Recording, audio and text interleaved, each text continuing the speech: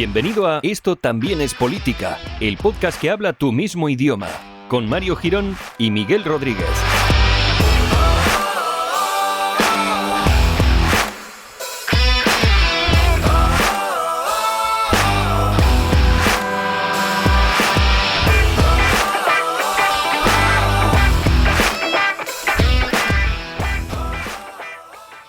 Hola amigues, bienvenidos al episodio número 110, este episodio maravilloso que empieza, bueno, pues no sé si habrá oído, pero por detrás yo sí he escuchado las toses de mi hijo que se encuentra ahora mismo descansando en su lecho, en el lecho donde duerme, en una cuna, en un sitio, bueno, cerrado, en una habitación, claro, evidentemente.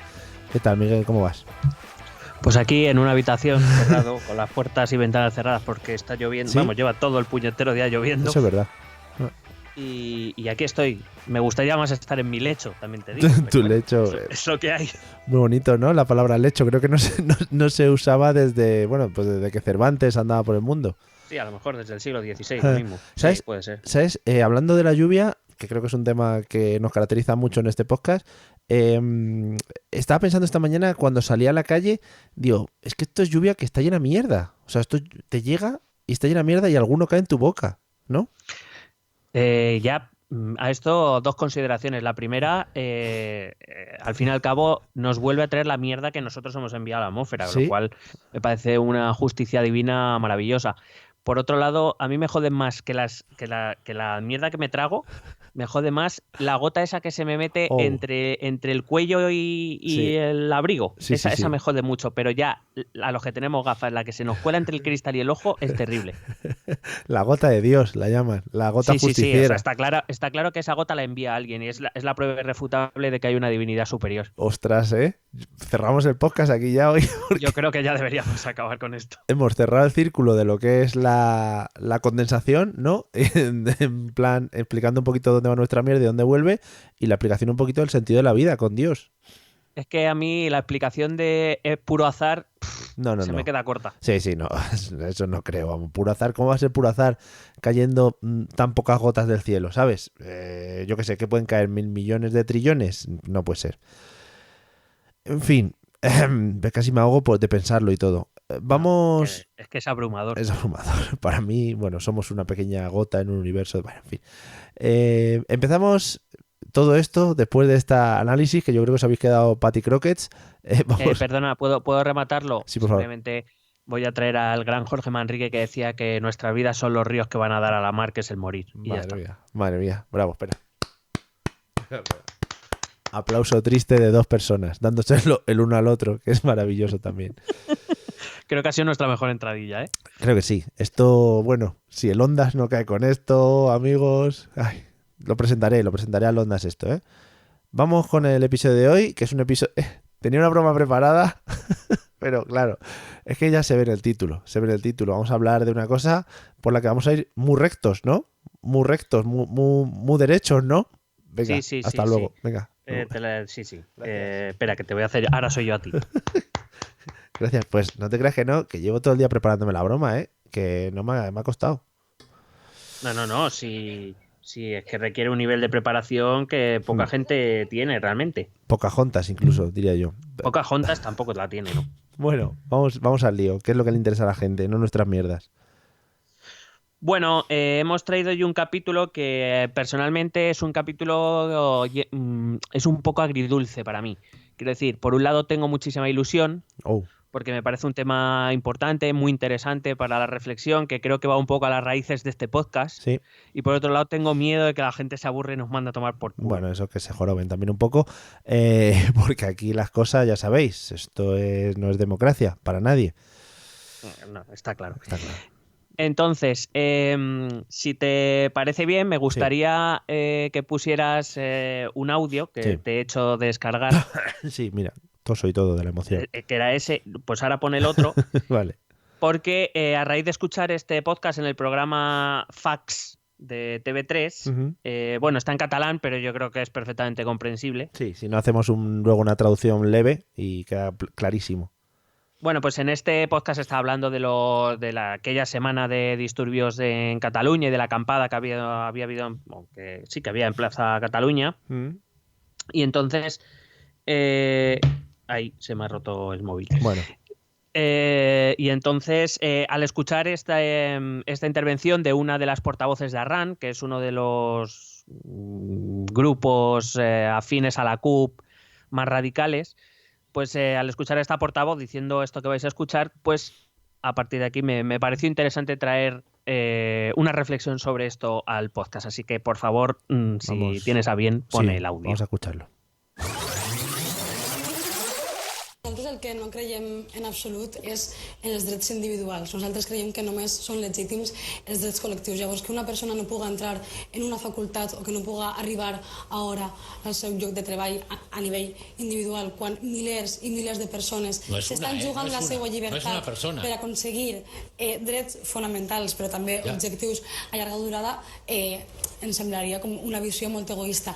A més, les coses s'aconsegueixen lluitant als carrers. És l'única forma que tenim d'aconseguir enfrentándonos en la calle unos y otros. Per a nosaltres, el nostre límit no són mai ni els drets individuals ni la llei imposada. El nostre límit és la raó perquè la tenim. Bueno, aparte del efecto especial que le he puesto, creo que el final es abrumador, como decíamos antes al principio del podcast. Bueno, el final es apoteósico. Nuestro único límite es la razón porque la tenemos. Bueno, más allá de esto, de esta afirmación completamente totalitaria y propia de la divinidad, que según la filosofía sería la única capaz de tener la razón absoluta, me gustaría más concentrarme en lo que dice o en lo que intenta argumentar en su intervención, que es que para ellos, entiendo que para Rand, los derechos individuales no existen y que todos se someten a los derechos colectivos. Y entonces me pareció una buena idea traer una reflexión primero sobre lo que son los derechos en sí, que es la base de nuestra ciencia política, de nuestra práctica política hoy en día, y luego a ver qué es eso de derechos individuales y derechos colectivos y podemos llegar a hacer alguna reflexión sobre el tema. Y no sé qué te parecerá. Joder, pues me parece guay. Bueno, no sé si tendremos que hacer alguna aclaración para alguien que no lo haya entendido. Habla un poquito que, pues eso, lo que comenta un poco Miguel, de que una persona como que se tiene que dejar llevar un poco por los derechos colectivos, que no pasa nada porque no le dejen entrar a una universidad o por ya al trabajo, porque el resto de personas están jugándose su libertad en las calles, que es donde hay que pelearlo, ¿no? Más o menos va por ahí. Sí, eso, dice que bueno, que el hecho de que alguien no pueda llegar a su hora al trabajo, que bueno, no es un problema en tanto en cuanto su derecho individual de poder llegar al trabajo, derecho que por cierto ellos, dice abiertamente, no reconocen, se debe someter al derecho colectivo que está por encima de ese derecho individual o de ese supuesto derecho individual en el que ellos no creen. Entonces, pues eso, vamos a ver qué dice la ciencia política de esto un poco. Genial, oye, me parece fantástico, Emer. Bueno, pues voy a empezar intentando definir qué es un derecho. Evidentemente, derecho es una palabra muy polisémica, tiene muchos significados que, a efectos de lo que nos interesa aquí, la RAE define, o digamos, pueden tener relación con lo que vamos a hablar aquí en 4 de esas definiciones. La primera dice facultad del ser humano para hacer legítimamente lo que conduce a los fines de su vida. Es decir, nosotros tenemos derecho a proponernos unos objetivos de vida y a conseguirlos de manera legítima. Otra dice facultad de hacer o exigir todo aquello que la ley o la autoridad establece en nuestro favor o que el dueño de una cosa nos permite en ella. Es decir, derecho también es todo aquello que la ley dice que es un derecho, lo cual también es una vertiente importante. Otra dice facultades y obligaciones que derivan del estado de una persona. Y además la propia RAE pone como ejemplo los derechos humanos, es decir, aquello que simplemente por ser humano ya son facultades y obligaciones que ya tenemos por el mismo hecho de nacer directamente. Y luego habla también de conjunto de principios y normas expresivos de una idea de justicia y de orden que regulan las relaciones humanas en toda sociedad y cuya observancia puede ser impuesta de manera coactiva. Esta es la noción del derecho, la noción legal del derecho. El derecho como carrera o como ciencia se dedica precisamente a mirar ese conjunto de principios y normas que regulan la convivencia de una sociedad. Entonces, podríamos resumir que los derechos son principios legales de libertad, ¿no? Así, fusionando un poco todas las definiciones, diríamos que es un principio legal, es decir, está recogido en una ley, y que además es de libertad en tanto en cuanto están implícitos en la existencia humana. Me estoy poniendo a lo mejor demasiado profundo. Bueno, no, está bien, de momento. Es decir, a lo mejor más en lenguaje un poco más llano. Los derechos son aquellos que un sistema legal, aquellas cosas que un sistema legal permite hacer a las personas o se les debe en el sentido pasivo. Hay derechos que los demás nos deben a nosotros. Sí. Entonces, los derechos son los pilares de la sociedad contemporánea, son los pilares de nuestra sociedad, son los que permiten el ejercicio de nuestra libertad como seres humanos en una sociedad determinada, y todos los conflictos sociales, si lo pensásemos un poco, todos los conflictos sociales que tratamos aquí y que vivimos a diario tienen que ver con hasta dónde llegan esos derechos, cuáles son sus limitaciones, si es que debe haber limitaciones y qué restricciones pueden ser impuestas a dichos derechos. Todo el ejercicio político-legal gira alrededor de los derechos. Es verdad que cada sociedad ha respondido de manera diferente a estas cuestiones. Fruto de eso es que cada país, por ejemplo, tiene sus propias leyes que regulan sus derechos, cómo ejercerlos y qué limitaciones tienen. Y ya hemos explicado muchas veces en este podcast que esto es fruto de una evolución histórica que hace únicos cada estado, cada desarrollo político, legal, etc. Porque cada país o cada estado, o mejor dicho, cada sociedad ha percibido como deseables unas actitudes a la hora de ejercer estos derechos. Otras actitudes han sido consideradas indeseables y, de hecho, los códigos legales establecen que para esas personas que toman esas actitudes indeseables suele haber castigos que son diferentes también dependiendo del lugar y el momento histórico. Sí, voy muy fuerte con mi primera pregunta. No sé si, es que es muy difícil pronunciar eso, no sé si se trabajará luego, pero supongo que el tema de la religión influirá mucho en cómo se decide qué derechos tienen, los límites, etcétera, en cada sociedad, ¿no?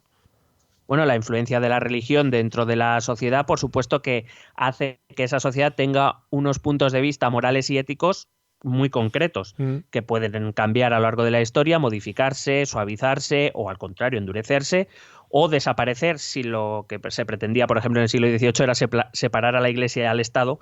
El principal objetivo era eso, eliminar la visión religiosa o el filtro religioso de la visión que los derechos de los seres humanos debíamos tener, al menos mientras estuviésemos en este mundo.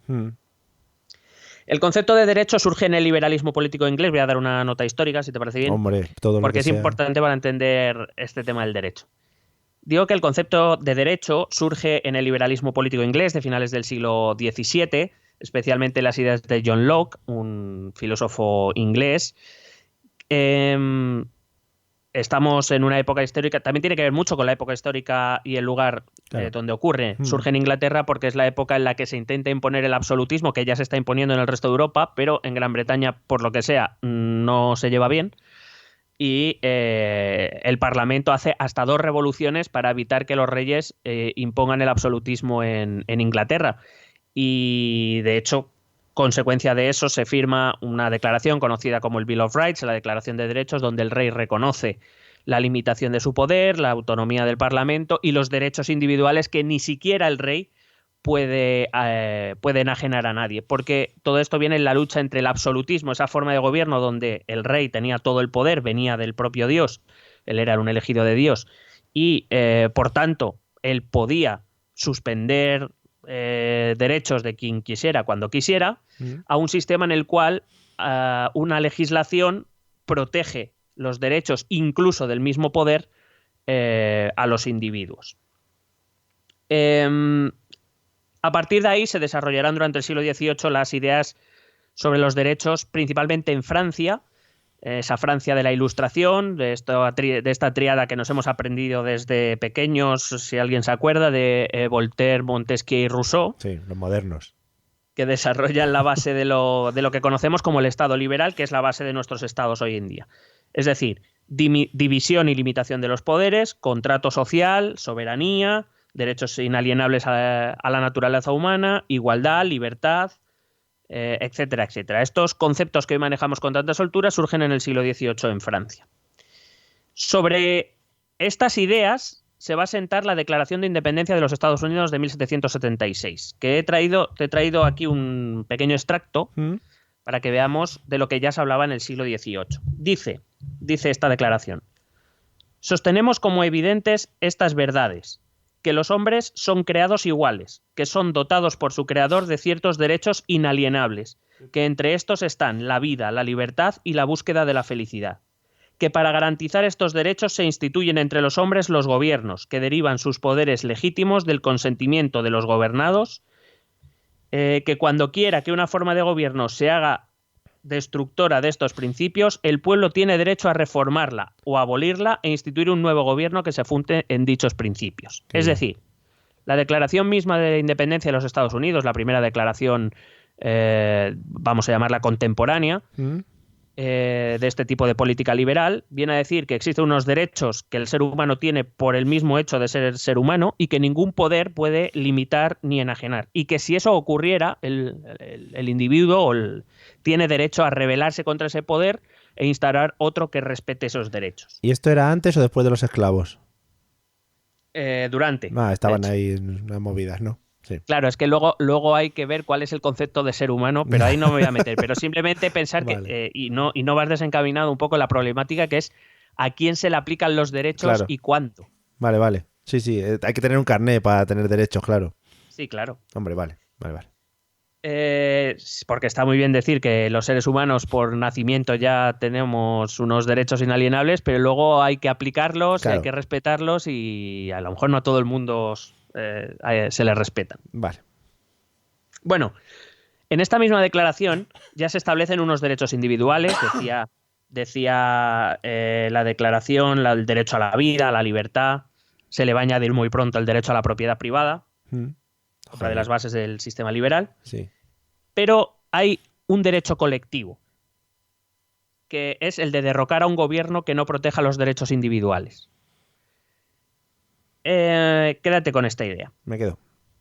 Poco después, en 1789, llega la Revolución Francesa y ahí hay un documento explícito, porque se llama así, que es la Declaración de Derechos del Hombre y del Ciudadano, que es una lista de los derechos inalienables del ser humano. Y allí se recogen. Te he traído también un extracto. Dice, 1. Los hombres nacen y permanecen libres e iguales en derechos. Este es uno de los grandes principios del sistema liberal. Todos somos iguales y libres. Y el sistema tiene que proteger eso y fomentarlo siempre que sea posible. Sí. Dice, 2. La finalidad de toda asociación política es la conservación de los derechos naturales e imprescriptibles del hombre. Esos derechos son la libertad, la propiedad, la seguridad y la resistencia a la opresión. De nuevo tenemos derechos individuales y uno colectivo, que es la resistencia a la opresión. 4. La libertad consiste en poder hacer todo aquello que no cause perjuicio a los demás. El ejercicio de los derechos naturales de cada hombre no tiene otros límites que los que garantizan a los demás miembros de la sociedad el disfrute de los mismos derechos. Estos límites solo pueden ser determinados por la ley. Esta es la base de los estados de derecho, de los que hoy presumimos. Es decir, es la ley la que se sitúa por encima de todos los hombres, es una ley que evidentemente restringe nuestras libertades, pero se supone que esas restricciones las hemos asumido libremente, las hemos aceptado libremente, porque esa ley permite la convivencia, es decir, restringe tu libertad, porque tú por libertad podrías ser libre de matarme. Claro, pero hacemos unas leyes para que eso no ocurra, porque tu libertad de matarme va en contra de mi libertad de vivir. Entonces, como eso hay que conjugarlo de alguna manera, creamos una ley que permite la convivencia. Todo esto de aceptar estos derechos o asumir estos derechos es, tira otra vez, porque nosotros elegimos una serie de representantes que son ellos los que se dedican a crear estas leyes para limitar estos derechos o para permitirlos o para lo que sea, ¿no? Bueno, ahora en otra en otro artículo de esta Declaración de los Derechos del Hombre y del Ciudadano, él mismo lo establece que tienes derecho a intervenir o participar en la formación de estas leyes, bien sea directa o indirectamente a través de representantes. Digamos que esos representantes trasladan tu voluntad, tu asunción o que el hecho de que tú has asumido que tú renuncias a tu parte de soberanía y de libertad para poder formar una ley que te permita convivir con otros. Una ley que te permitirá a ti también vivir con seguridad, básicamente. Sí. Porque todo esto se basa en la teoría rusoniana de que el hombre es bueno por naturaleza, pero la sociedad le corrompe y entonces, como la gente se vuelve mala, hay que protegernos los unos de los otros. Muy bien, esto es precioso. Dice otro artículo, la ley solo puede prohibir las acciones que son perjudiciales para la sociedad. Lo que no está prohibido por ley no puede ser impedido. Nadie puede verse obligado a aquello que la ley no ordena. Es decir, esta misma declaración establece que es la iniciativa individual siempre y cuando las leyes no lo prohíban, lo único que debe prevalecer. El ejercicio de tu libertad, como repito, dentro del marco de lo que la ley te permita. De hecho, dice, la ley es expresión de la voluntad de la comunidad. Todos los ciudadanos tienen derecho a colaborar en su formación, sea personalmente, sea por medio de sus representantes. Esta ley debe ser igual para todos. Que son las bases del movimiento liberal. También esta declaración recoge la irretroactividad de las leyes, principio fundamental también en nuestro sistema político legal, el derecho a la presunción de inocencia, la libertad de opinión, la libertad de religión, la libertad de expresión, la libertad de imprenta. Pero, por ejemplo, en esto de cuando habla de la libertad de expresión e imprenta, dice, excepto cuando tenga que responder del abuso de esta libertad en los casos determinados por la ley, nuevamente. Es decir, los derechos tienen límites. Los han tenido desde el principio, por mucho que algunos no lo quieran ver. Pero por una cuestión fundamental, porque tus derechos pueden entrar en conflicto con mis derechos. Y hay que decidir que en ese caso, ¿qué ocurre? Claro. También habla del derecho a la información transparente del gobierno, qué se hace con los impuestos, derecho de propiedad, etcétera, etcétera. Vamos, que creemos que somos muy novedosos y esto ya se inventó hace 300 años, 200 años. Venían ya muy puestitos de derechos. En cualquier caso, el sistema liberal se basa principalmente en los derechos individuales. Es decir, el individuo es el ciudadano, es el centro de toda actividad política. Durante buena parte del siglo XIX y aún hoy, la base se sigue considerando esos derechos individuales. Pero en el siglo XIX aparecieron dos ideologías, principalmente, aparecieron varias, pero principalmente dos, presentes también hoy día, que van a alterar esta visión de los derechos. Por un lado, el nacionalismo y por otro lado, la ideología obrera, principalmente el marxismo y el anarquismo. Entonces, te voy a hablar brevemente de ellos. Vale. ¿Qué es el nacionalismo? Porque precisamente nosotros en España parece que lo conocemos bien, de toda índole, sí, pero no sé si sabríamos muy bien definir qué es el nacionalismo. ¿Tú sabrías? No, quizá si hablamos un poco del tema de los derechos, puede ser el anteponer los derechos de la nación a incluso los derechos individuales, como dice esta muchacha. Bueno, va un poco por ahí. Fundamentalmente el nacionalismo es una ideología que promulga que la unidad nacional debe estar reflejada en una unidad política. Es decir, que debe haber un Estado que sea coherente con la sociedad que gobierna. Sí. Pero, inevitablemente, pese a los esfuerzos que se han hecho desde el siglo XIX, incluso en los nacionalismos del siglo XXI, de, objetivizar, hacer objetivas las características que debe reunir una persona para pertenecer a esa comunidad, a esa nación, porque claro, ¿quién es un nacional? Se supone que es aquel que reúne unas características concretas. Y a lo largo de la historia se han intentado objetivar, listar. Pero la realidad es que una nación es una construcción cultural. Es una, en palabras de un politólogo llamado Benedict Anderson, es una comunidad imaginada. La realidad es que es completamente subjetiva, o si no completamente subjetiva, casi completamente subjetiva. De hecho, el propio Anderson establecía que son las personas individualmente las que se perciben a sí mismas como parte de un grupo que, a su juicio, tiene algunos nexos en común y que lo diferencian de otras comunidades imaginadas, obviamente. O sea, es sentirte dentro de una nación, ¿no? Porque compartes cosas con el resto de gente que se siente dentro de esa misma nación. Claro, esta nación se basaría en la voluntad de un grupo humano de considerarse nación. Uh-huh. Pero, repito, son todo cuestiones subjetivas. Claro.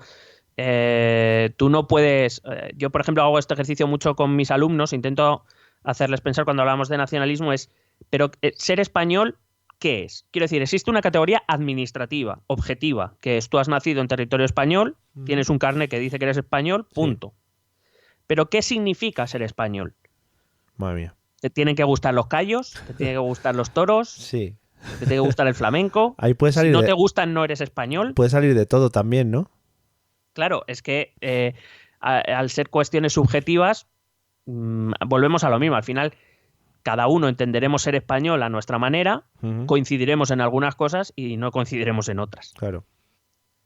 De hecho, los nacionalismos del siglo XIX van a intentar objetivar eso en cosas muy básicas e indiscutibles, pero al mismo tiempo muy poco específicas.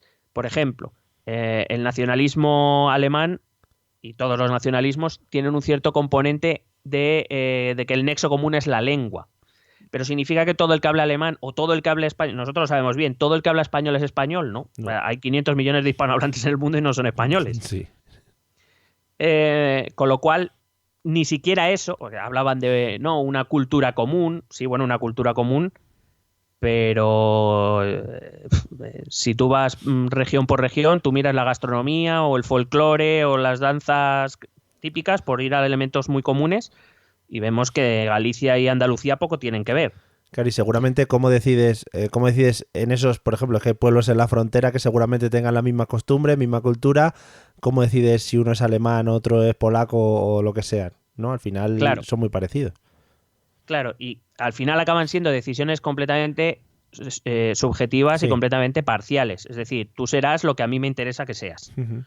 Es decir, si a mí me interesa vehicular un nacionalismo por la lengua, pues lo haré. Si entiendo que lo mejor es hacerlo a través de la etnia o de la raza, pues lo haré. O de la religión incluso. Sí. Entonces, estas comunidades imaginadas, que se ven diferentes a otras comunidades imaginadas, creen que son un grupo, una sociedad homogénea, con las mismas características. Y entonces, como yo tengo unas características y yo tengo otras, y tú tienes otras, eso justifica la necesidad de que yo tenga un Estado propio que defienda mis derechos individuales. ¿Vale? Porque yo no puedo ejercer mis derechos porque al pertenecer a una comunidad que no es la tuya, yo me siento agredido, me siento marginado, siento que no estoy de igual a igual y por tanto eso exige que yo cree mi propio Estado para proteger mis derechos. Por tanto, para yo poder tener derechos individuales, primero tengo que defender un derecho colectivo o supuestamente colectivo, que es el de esa comunidad imaginada. Sí, te iba a decir, de todas maneras, en cuanto a si hablamos de derechos fundamentales, tampoco es muy diferente de una comunidad a otra, ¿no? O sea, que al final la lucha de los derechos de una comunidad o un poco más colectivos son cosas muy, muy específicas, muy concretas y quizá entrando también en la subjetividad que hablabas antes. Bueno, sí, excepto en un derecho que sí que se considera fundamental, que es el derecho de autodeterminación. Oh. Lo que pasa es que, eso es otra de las cosas que voy a intentar explicar, derecho de autodeterminación no significa derecho de independencia necesariamente. Sí. ¿Vale? Y eso también lo voy a intentar explicar. Okay. Bueno, te he explicado un poco el caso de lo que piensa, por ejemplo, un nacionalismo que está dentro de un Estado mayor, por ejemplo, lo que ahora mismo piensa la parte independentista dentro de Cataluña, dentro de España. Es decir, se sienten una comunidad diferente, maltratada o marginada, y por eso creen que la única salida para poder ejercer al completo sus derechos significa crear un Estado que les proteja y que sea diferente del que están ahora mismo insertos. Uh-huh. Pero también existe el otro tipo de nacionalismo, aquel que ve cualquier otro elemento de los que se han listado para ser un nacional como una amenaza, por ejemplo, cuando se habla una lengua minoritaria, se percibe como algo amenazador y, por tanto, el derecho, en este caso, el derecho colectivo que impera sobre esas lenguas minoritarias o sobre esas culturas minoritarias se impone sobre ellas, por mucho que las leyes entiendan que cada individuo puede hablar la lengua que le dé la gana o manifestar la cultura que le dé la gana. Ya. Es decir, que no pensemos que son solo las minorías nacionales, tipo Cataluña, País Vasco, Escocia, Quebec, las que son nacionalistas y expresan este deseo de crear un Estado propio para guardar sus derechos, sino que aquellas que incluso ya lo tienen reconocido en forma de Estados actúan en contra de esas manifestaciones por poner en peligro lo que ellos sí han conseguido, que es tener un Estado que defienda sus derechos. Ya. Sus derechos colectivos, supuestamente. Sí. Es decir, al fin y al cabo es que para estos nacionalismos, sean de la índole que sea, los derechos individuales están siempre sometidos a un derecho colectivo. Vale. Y luego te he hablado de los movimientos obreros, principalmente el marxismo y el anarquismo, porque el objetivo final de los movimientos obreros era, y sigue siendo, a cierta manera evolucionado, pero el objetivo a grandes rasgos viene a ser el mismo, es abolir la sociedad de clases capitalista, aquella que oprimía al proletariado. Porque aquí también hay colectividades, hay colectivos. Los burgueses, yendo a lo más sencillo, a la mayor simplificación, que fue la que hizo Marx, Sí. Tendríamos a los opresores o burgueses y a los oprimidos o proletarios. Pero son colectivos. Entonces dice que tal vez sorprenda a nuestros oyentes saber que, por ejemplo, Marx fue muy crítico con lo que por aquel entonces ya se empezaba a hablar de derechos humanos, derechos naturales del hombre, lo que hoy serían los derechos humanos. Marx fue muy crítico porque entendía que esos derechos individuales en realidad eran derechos individualistas, donde cada uno miraba por lo suyo y que se asentaba la superioridad del individuo sobre el colectivo y que por tanto eso justificaba, perpetuaba la desigualdad promulgada por los ilustrados. Es decir, la sociedad capitalista utilizaba los derechos individuales para asegurarse que la sociedad siguiera siendo desigual y que para que alguien pudiera vivir muy bien, había muchos que tenían que vivir muy mal. Entonces entendía que había un derecho superior, que era el derecho colectivo a la igualdad. Un derecho que proviene de la propia filosofía ilustrada, y que decía que esa igualdad solo se podía conseguir de forma colectiva y nunca individual. Así pues, había que someter los derechos individuales a los derechos colectivos. El enfoque es distinto, pero digamos que la conclusión es bastante parecida. En ambos casos tenemos los derechos colectivos entendidos de manera similar y diferente al tiempo, como acabo de explicar. Y los derechos colectivos se impusieron y se imponen también hoy en todas las experiencias históricas en las que estas dos líneas de pensamiento fueron los protagonistas. Si pensamos en los fascismos de la década de los 20 y 30, o pensamos en la experiencia de la Unión Soviética, o en experiencias como la de Cuba, por ejemplo, vemos que los intereses del Estado, en tanto en cuanto son representación del colectivo de la sociedad, se imponen sobre los derechos individuales de los miembros de dicha sociedad. Sí, de todas maneras, una pregunta. Todos estos, o en estos ejemplos, por ejemplo, que has lanzado, esta imposición de derechos colectivos, digamos que se apoya siempre en un grupo fuerte a la cabeza, ¿no? Es decir, una serie de gente que es capaz de imponer estos derechos, que no es algo de la mayoría del colectivo. Bueno, difícilmente una experiencia de este tipo se puede imponer sin cierto apoyo social. Otra cosa es si ese apoyo social conoce de todas las posibles consecuencias de esa experiencia histórica, y ahí tendríamos para hablar largo y tendido. Supongo que no todos. Esto es como todo. Algunos pensarían de buena fe que de esa manera se conseguiría algo mejor, y resultó que no fue así. Pero eso daría para hablar en otro podcast. Okay. En cualquier caso, la experiencia provocada por las dos guerras mundiales, en las que el nacionalismo, los nacionalismos tuvieron mucho que ver en ambas, y el movimiento obrero más, sobre todo en la segunda, aunque aprovechó la primera para iniciar su experiencia en la Unión Soviética, puso a la salida de la Segunda Guerra Mundial, puso al sistema liberal ante una decisión importante. Y es que la realidad, porque una cosa es la teoría y otra cosa es la realidad es que existían minorías en los distintos estados. Y ya no solo nacionales, empezaron a reconocer otro tipo de minorías. Podemos ver el caso largamente traído de la minoría afroamericana en Estados Unidos, por ejemplo, pero la podemos reconocer en todos lados.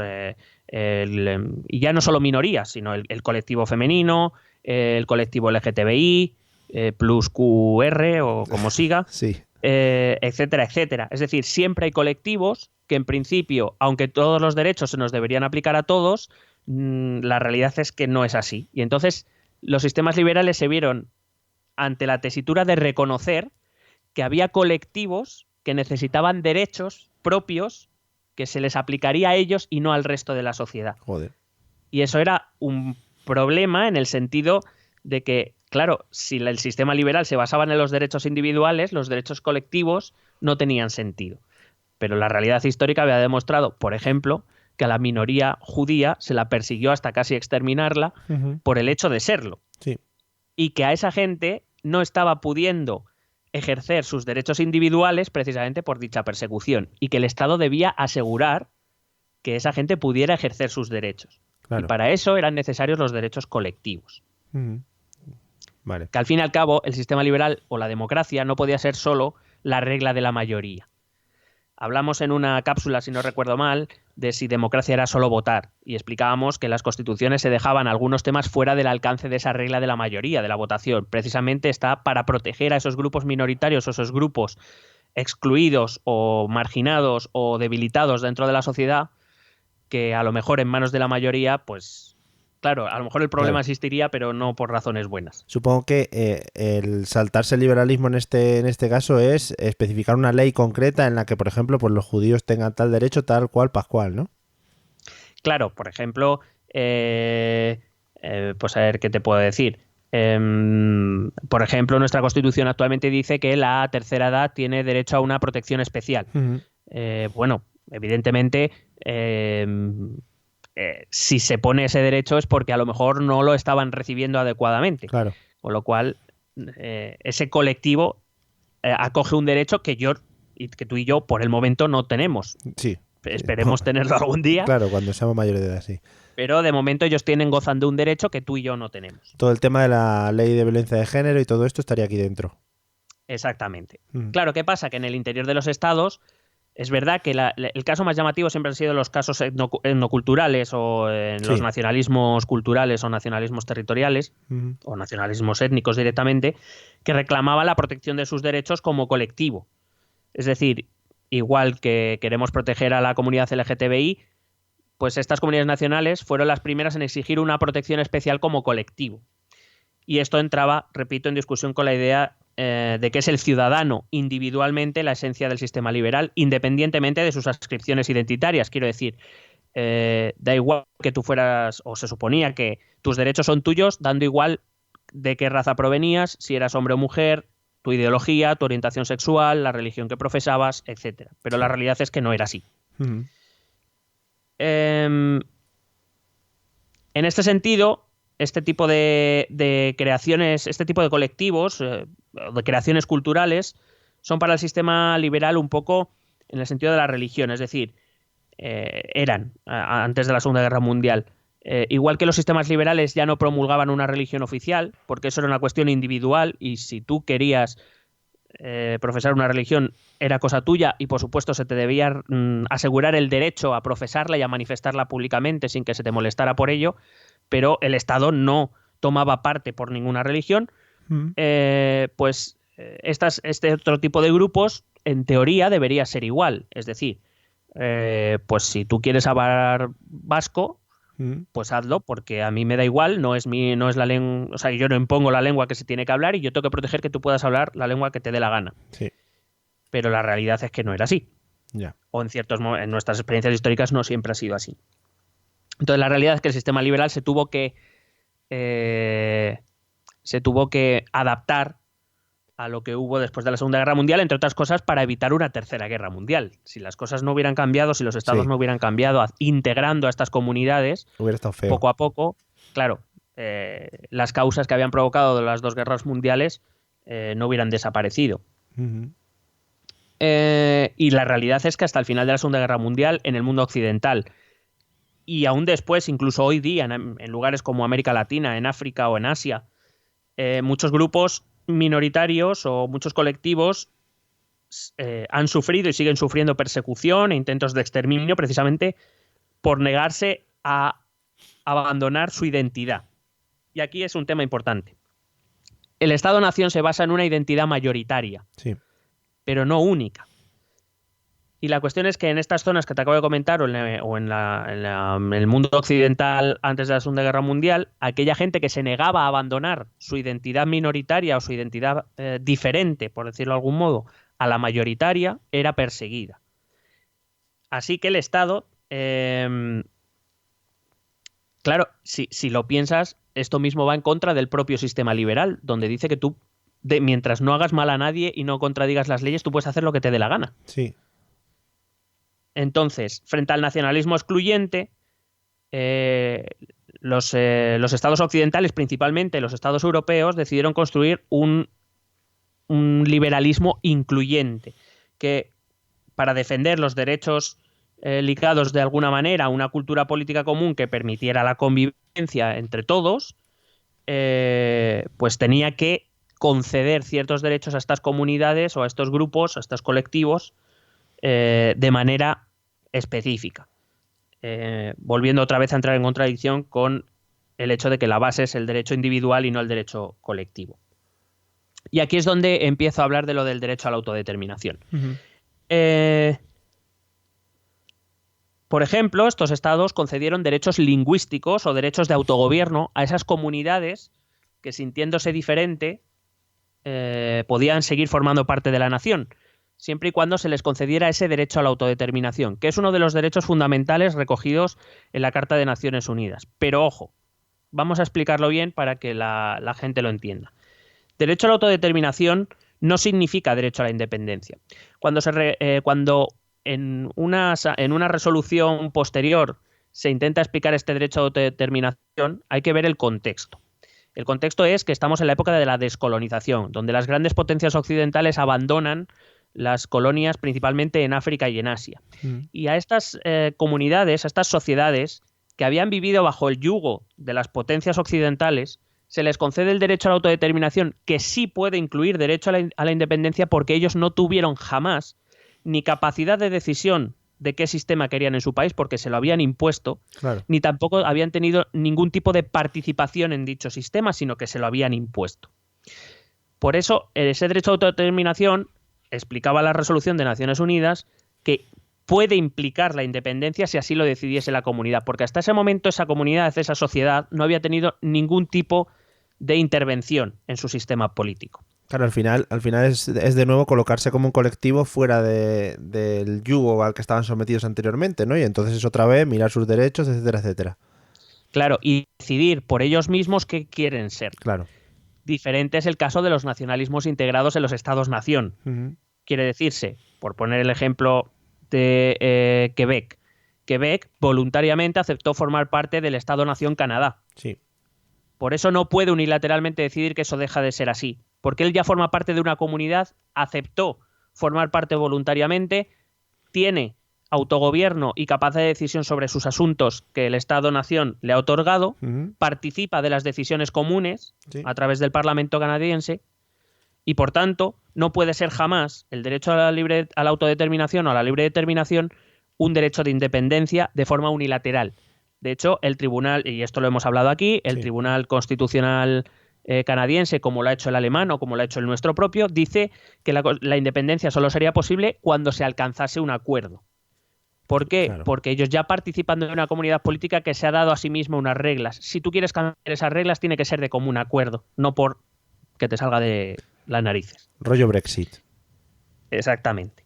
Entonces, eso es lo que ha pasado. En Escocia se pudo hacer un referéndum porque la comunidad política que era representada en el Parlamento británico, que es el órgano constitucional por excelencia, así lo permitió. Es decir, se llegó a un acuerdo para cambiar las reglas de juego.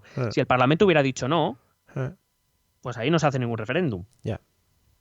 Y por eso, precisamente, muchas de las constituciones, o casi todas las constituciones del mundo, recogen por escrito la unidad indisoluble de su nación o la imposibilidad de separar ninguna región de su nación. Porque el derecho a la autodeterminación ya se ejerce dentro del Estado. Es decir, por poner el caso más candente en España, que es Cataluña. Cataluña ya participa de los órganos de tomas de decisiones a nivel estatal, tiene órganos de autogobierno de los que participa, tiene competencias exclusivas en los que nadie se mete y recuerdo que decidió voluntariamente participar de ese Estado-Nación en la Constitución de 1978. Sí. Por tanto, Cataluña ejerce ya su derecho de autodeterminación como lo ejercemos los madrileños, los sevillanos, los gallegos o los asturianos. Cada vez que nuestros órganos políticos actúan, están ejerciendo nuestro derecho de autodeterminación porque los hemos elegido nosotros. Eso no te da derecho a la independencia.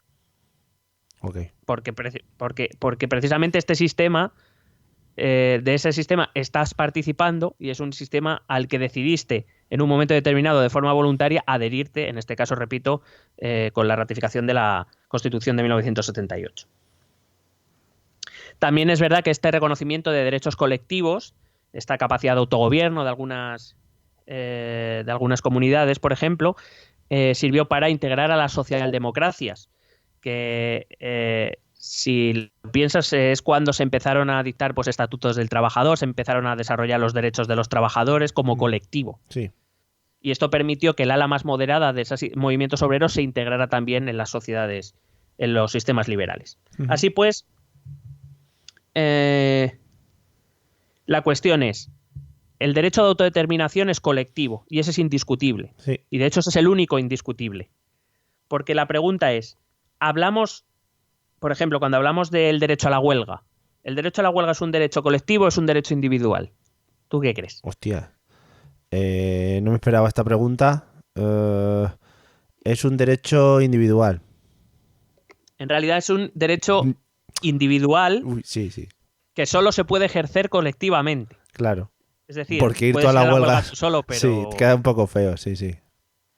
Entonces, porque en el derecho a la huelga, por ejemplo, estaríamos hablando de los derechos de la mayoría de un grupo social que quiere para sí, es decir, la mayoría queremos ir a la huelga y no de un verdadero derecho colectivo. Es lo que diríamos que es, a ver si me explico, es un derecho colectivo, pero que está formado por la acumulación de derechos individuales. Fenomenal. Es decir, tú, yo y los otros 27.000 que vamos a la huelga decidimos individualmente ir a la huelga y lo ejercemos colectivamente. Claro, es un acto que tenemos, un derecho que tenemos para presionar, pero que si no lo haces en grupo no presionas a nadie. Pero más allá de la efectividad, es que el derecho a la huelga no existe si no hay una colectividad. Es decir, si tú decides un día no ir a trabajar, eso no es huelga. Ya. Eso es que no te ha salido de los cojones ir a trabajar. Ya. Es decir, tienes que hacerlo de una forma organizada, Sí. etcétera, etcétera. Y claro, eso implica la colectividad. Pero para ejercerlo se parte de decisiones individuales. Vale. Con lo cual, la raíz del problema deviene en colectivizar un derecho, hacer que para ejercer un derecho se necesite la existencia de una voluntad común. Pero claro, ¿esa voluntad común qué significa? Porque este es el problema de los nacionalismos y de otro tipo de colectivos. La cuestión es, cuando se le otorga un derecho a un colectivo, ¿ese colectivo es la suma de individualidades o es por llamarlo de algún modo, un ente que tiene capacidad de decisión propia y que a lo mejor sus intereses pueden ser diferentes a los de sus miembros? Porque eso es lo que se pide cuando, por ejemplo, se pide un referéndum para Cataluña. Lo que se pide es otorgar unos derechos a una comunidad y que poniendo como supuesto que existe una comunidad cuyos intereses pueden ser diferentes de los de sus miembros individualmente. Es decir, como si la comunidad fuera, por ejemplo, una empresa. Sí. ¿Vale? Un colectivo que tiene unos intereses que pueden ser diferentes a los de los miembros que lo componen. La cuestión es, ¿existe ese colectivo como para otorgarle esos derechos? Pero cuando hablamos de eso, estás hablando de nivel de mayoría de personas. Por ejemplo, si se hubiese si el referéndum hubiera sido legal, ahí hubiera quedado reflejado ese colectivo, hubiera quedado reflejada la existencia de ese grupo de personas interesadas en trabajar como colectivo. Bueno, si me permites, te la respondo en un minuto. Vale, esperaré. Quiero decir, es que existen... los derechos individuales requieren de dos... vuelvo un momento a los derechos individuales y ahora voy a eso. Los derechos individuales requieren de dos conceptos colectivos. Y esto hay que entenderlo. Primero, un derecho individual necesita un reconocimiento colectivo y voluntario de dichos derechos, reconocidos en la soberanía nacional o popular. Es decir, tú para poder tener derecho a la propiedad privada tienes que vivir en una comunidad que te reconozca ese derecho. Claro. ¿Vale? O sea que tú para tener un derecho individual necesitas a un colectivo que te lo reconozca. Y segundo, como consecuencia de esto, se establece un ente que representa a esa comunidad a la que llamamos normalmente Estado. Sí. ¿Vale? Un Estado que reconoce y protege tus derechos individuales, aunque, como bien sabrás, no en pocas ocasiones prioriza sus derechos sobre los individuos. Hombre, claro. Eso que solemos llamar el interés general o el bien común. Sí, o el pasármelo por el forro también. Quiero decir, el Estado no pregunta cuáles son las voluntades individuales. Sí. El Estado decide como colectivo o como representante de una colectividad.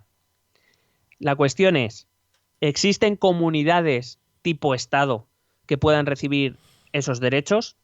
No como suma de individualidades, a eso me refiero. Ya. El Estado no es una suma de individualidades, es la representación de un colectivo, que es la sociedad. No sé si me explico. Para cada decisión que toma el Sí. Estado no pregunta uno a uno a ver cuáles son Sí, nuestras sí. prioridades o Sí, nuestras intenciones. Sí, volvemos a lo de los representantes, un grupo de gente que decide por nosotros al final. Me estás liando. Sí. No, perdón, sé que es No, difícil. no. Bien, Quiero decir, el Estado, sí, todos somos el Estado. sí. Desde el mismo momento que nosotros hemos renunciado a parte de nuestra soberanía y nuestra libertad para vivir en sociedad y hemos creado un Estado que protege nuestros derechos, el Estado es un colectivo. Sí. Es decir, somos todos. Sí, Pero a veces el Estado actúa en contra de mis intereses individuales. sí. Bueno, Por ejemplo, te voy a poner el ejemplo, sé que decir en contra, yo estoy muy contento de pagar impuestos, pero cobrar impuestos va en contra de mi libertad individual. Yo no puedo decidir si los pago o no, ya. ¿vale? Pero el Estado ha decidido que el interés general implica que hay ciertos bienes y servicios que el Estado debe ofrecer y para eso necesita cobrar impuestos. Y a mí nadie me ha preguntado. Ya, está feo. El Estado entiende que eso va en interés de toda la colectividad participa de esa decisión, toda la colectividad, entre comillas, sufre esa decisión, por tanto, eso sería un derecho colectivo. El Estado representa al colectivo y todos los derechos que tiene el Estado son derechos colectivos, que vienen a resumirse en el derecho de autodeterminación, porque el Estado lo forman todas aquellas instituciones que nosotros hemos decidido, de las que participamos directa o indirectamente, etcétera, etcétera. Ok. ¿Me he medio explicado? Sí, medio explicado. Vale, entonces, voy a hacer un pequeño repaso y ya te contesto lo de antes, Vale. con los 4 tipos de derechos que podemos decir que existen. Los primeros, los derechos individuales. De estos ya los conocemos. Sí. Son de titularidad individual, es decir, son mis derechos. Los ejerzo individualmente y los ejerzo en mi interés. Por ejemplo, el derecho a la propiedad. Yo soy propietario de mi coche, lo he comprado, he decidido poner esa propiedad a mi nombre y en mi interés, porque mientras las leyes no me digan lo contrario, yo puedo ejercer mis derechos como buenamente quiera. Ok. Luego están los derechos específicos de grupo, es decir, esos de los que te hablaba antes, que son de titularidad individual, pero que se adquieren por pertenecer a un grupo. Por ejemplo, la protección a la infancia. Evidentemente, la infancia es un colectivo, Sí. pero los beneficiarios son individuos, que son los niños y niñas. Y la única manera de tener ese derecho es pertenecer a un colectivo, pero los derechos son individuales. Se protege a los niños individualmente, Sí. no como colectivo. Ok. O, por ejemplo, los derechos de los consumidores. Todos somos consumidores. Sí. Y por eso nos da acceso a ciertos derechos, pero los derechos los ejercemos individualmente. A veces nos juntamos para ejercerlos, pero el beneficio o las consecuencias que esperamos son individuales. Sí. Luego están, el tercer tipo de derechos serían los derechos de grupo, que son que para poder ser ejercidos se necesita un grupo, pero son individuales, que es lo que te hablaba, por ejemplo, del derecho de huelga. Pero podemos hablar del derecho de reunión o de asociación, o el derecho de manifestación. Sí. Está claro que la manifestación implica un colectivo, pero tienes tú que decidir individualmente si quieres participar y de qué manera. Claro. Nadie puede decidir eso por ti. El derecho a huelga, el derecho a sindicarte, Sí. etc. Y por último estaríamos estos derechos colectivos. Es verdad que además los derechos colectivos están muy en discusión, o sea, me refiero académicamente, está además muy de moda estudiar los derechos colectivos en las últimas 2 décadas y no tenemos una teoría muy clara. Podríamos definir esos derechos colectivos como de titularidad colectiva y de ejecución colectiva. Por ejemplo, todos los que se refieren al Estado. Pero, como te decía antes, aunque con diferentes formas, nombres y alcances, todos formarían parte de ese derecho de autodeterminación del que te hablaba. Sí. Porque ese colectivo, ese ente supraindividual o ese ente colectivo ha sido generado por la voluntad de los individuos. Pero, como digo, a partir de su creación, digamos, se nos escapa del control y actúa casi de forma independiente. Porque el derecho de autodeterminación se ejerce a través de las instituciones, Sí. de la participación en los diferentes organismos, de las votaciones, en los referéndums, etcétera, etcétera. Algunos autores hablan de otros derechos colectivos, como los derechos de los partidos políticos, de los sindicatos, a la información en los medios de comunicación, de negociación colectiva. Yo, por ejemplo, me inclino más por pensar que no dejan de ser variantes o ramificaciones que surgen de ese derecho de autodeterminación. La participación política se hace a través de partidos políticos que evidentemente tienen derechos, pero que forman parte, Claro. digamos, de lo que podríamos llamar Estado en su conjunto. Pero bueno, aquí que cada uno decida lo que quiere. Efectivamente. Derecho a la libertad. Efectivamente. Es obvio que la existencia de todos estos derechos crea tensiones producidos por las contradicciones que el ejercicio de ellos produce en ocasiones puntuales. Quiero decir, es lo que te decía antes, el hecho de querer tú ejercer un derecho tuyo puede limitar que yo ejerza otro, y Claro. eso crea un conflicto, y cada sociedad debe resolver cómo, o debe decidir cómo resolver ese conflicto. Lo cual, curiosamente, es un acercamiento a la definición de política. Al fin y al cabo, la política es la ciencia que se utiliza, o debería ser utilizada, para resolver los conflictos que surgen dentro de una sociedad de forma inevitable, porque eso es lo que lleva a la convivencia, y quien viva con alguien bien lo sabe. Sí, hombre. Así que, al fin y al cabo, por eso nosotros mismos decimos que todo es política, e incluso hacer este podcast, esto también es política. Hostia. Qué bonito me ha quedado. Hostia, ¿eh? Cerrando el círculo, ¿no? Qué bonito. ¿Qué te ha parecido? Joder, espectacular. Pues eso, que la cuestión de los derechos es una cuestión de política, y que esos de derechos colectivos individuales, pues que creo haberlo intentado explicar más o menos cómo se encuentra la situación Sí. en la ciencia política a día de hoy. No sé si lo habré conseguido. Sí, a mí me ha quedado bastante claro. Entonces, así como colofón, lo que decía esta muchacha al principio, ¿tiene sentido o no tiene sentido el poder ceder o el negar nuestros derechos individuales frente al derecho de un colectivo? En teoría, en el caso de Cataluña, no. He explicado por qué. El derecho Sí. a la autodeterminación ya se ejerce, y solo salvo un cambio en el sistema político decidido por la colectividad, y por la colectividad se entiende todos los ciudadanos españoles que formamos parte de este sistema político, Claro. se podría crear una nueva colectividad que recibiese esos derechos colectivos, que sería un hipotético Estado catalán. Pero mientras tanto, esos derechos colectivos de los que habla, en principio, y con todo lo que he explicado, no existen, porque no existe un colectivo que reciba esos derechos y que haga que se ejecuten de forma colectiva y que todos los miembros de la comunidad reciban las mismas consecuencias, por así decirlo, de la ejecución de dicho derecho. Es decir, no hay una realidad aceptada, al menos, de que exista una comunidad catalana que tenga derecho a recibir ese derecho a la autodeterminación en forma de referéndum para la independencia. Y tampoco tiene otros derechos, tiene unos derechos establecidos dentro de la comunidad nacional, como son, por ejemplo, la política lingüística, tiene algunas competencias en exclusiva, etcétera, etcétera. Pero recuerdo que la administración autonómica catalana, como la del resto de autonomías, tienen unas competencias que les ha concedido el Estado español, sí, del que formamos parte todos. Por eso digo que como forman parte del Estado, como participan del Estado y del gobierno de todas las cosas que ocurren dentro del Estado, en principio no tienen el derecho a la independencia, sí a la autodeterminación, que ya la ejercen. Vale. Y como has comentado al principio, cuando hablabas de las Naciones Unidas, supongo que tampoco se puede hablar de opresión que se esté realizando para que el colectivo se pueda levantar contra esa opresión.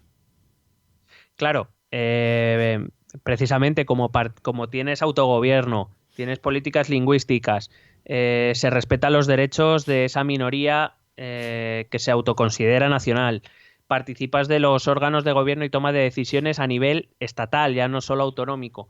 Es decir, no se puede hablar de opresión porque tus derechos individuales se están respetando, en tanto en cuanto formas parte del mismo Estado que protege esos derechos. Uh-huh. Que eso es lo que parece no querer entender alguna parte del nacionalismo, ni una ni la otra. Yeah. Cuando se pide, por ejemplo, aplicar el 155 sine die o directamente suprimir las autonomías, se está intentando suprimir derechos. Yeah. Derechos que se han concedido, que la comunidad ha concedido a esos territorios o a esos colectivos, a esas comunidades. Entonces, pues esto es de lo que estamos hablando, básicamente, de derechos. Todo el rato hablamos de derechos, aunque no los nombremos. Genial. Bueno, pues yo creo que ha quedado bastante clarito. Además, es uno de esos podcasts que te puedes escuchar un par de veces y siempre vas a descubrir algo nuevo, como pequeñas perlas que has dejado ahí, ¿no? Y que te pueden servir en cualquier charla. Bueno, es un tema un poco complejo, lo intento hacer lo más fácil posible, probablemente haya aburrido a muchos y algunos se haya perdido y probablemente yo no me haya conseguido explicar muy bien, pero bueno, hemos hecho lo que hemos podido. Está muy bien. Y yo creo que si no tienes clase preparada para mañana, esto ya lo puedes dar sin problema, o sea, a tope. Sí, mañana cojo a los de bachillerato y nada. Y de hecho le voy a dar al play directamente, yo no voy a hablar ni yo. Claro. Quita mis partes si no, para que tal... por lo que sea. No, que seguro tú vas a ser la voz de sus cerebros preguntándose las cosas. Y tú te quedas mirándoles así como asintiendo, ¿no? En plan, claro, poniendo caras. Joder, me molaría mucho verlo. Vale, genial, pues ahí queda dicho. Y cómo me ha parecido, ya digo, una clase magistral a partir del audio de esta muchacha que hablaba sobre los derechos. O sea que maravilloso. Muchísimas gracias, Miguel, espectacular. No, a la de Arran, muchas gracias. Gracias. Y vamos a escuchar un segundito los métodos de contacto. Por cierto, está muy arribita el grupo de Telegram. Nosotros no entramos mucho, pero creemos que está muy arribita. Joder, por el número de mensajes sí. Lo que pasa es que yo, bueno, ya lo he dicho muchas veces, yo es que veo 300 mensajes sin leer, pues como comprenderéis. Y además mensajes, cuidado, que no son de 2 líneas, ¿eh? Mensajes no. Pasan de las 5 a las 6 líneas ya. Sí. Si queréis participar, simplemente entráis o buscáis Esto También es Política en Telegram o t.me/etepolítica en cualquier navegador y ya os lleva directamente. Y los métodos de contacto, los habituales, son los siguientes. ¿Quieres preguntarnos algo? ¿Proponernos algún tema? ¿Exponernos tu opinión? Ponte en contacto con nosotros. Es muy fácil. Envíanos un correo electrónico a esta dirección. Esto también es política@gmail.com. También puedes escribirnos en nuestra página de Facebook, Esto También es Política, o en nuestra cuenta de Twitter, @etepolítica. O si lo prefieres, visita nuestro blog, estotambiénespolitica.wordpress.com. Recuerda que puedes suscribirte a nuestro canal de YouTube y si quieres charlar con nosotros directamente, únete a nuestro grupo de Telegram. Busca el enlace en nuestras redes sociales. Porque tú también formas parte de Esto También es Política. Bueno, pues nada, podcast número 102. Buah, desde que pasamos del 100, ¿te acuerdas? Qué momento, ¿eh? Sí. Pues que el podcast 100 fue un momentazo, sí. Un momento icónico en nuestro podcast y bueno, yo creo que quedará para los anales de la historia. Sí, sobre todo para los anales en general. Bueno, ¿te ha pasado algo? ¿Has tenido algún contacto nuevo con la monarquía? ¿Estás viendo algún reality así que quieras destacar o algo por el estilo?